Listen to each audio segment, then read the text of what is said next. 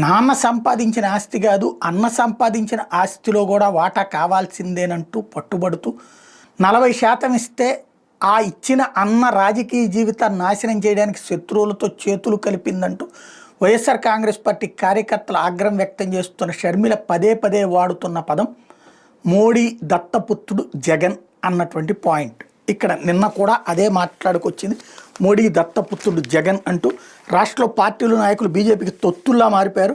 కేంద్రాన్ని ప్రశ్నిస్తున్న ఒకే ఒక్క పార్టీ కాంగ్రెస్ మాత్రమే. జగన్ కూడా తెలుగుదేశం పార్టీ జనపై విమర్శలు చేస్తున్నారు తప్ప బీజేపీ గురించి మాట్లాడడం లేదు.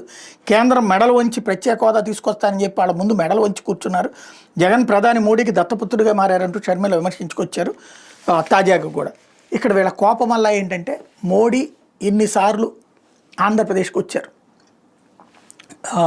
తను మిగతా చోట్లకి వెళ్ళినప్పుడు అక్కడ ఉన్నటువంటి విపక్షాలు కూడా విమర్శిస్తారు. లైక్ బీహార్లో నిన్న తేజస్వి యాదవ్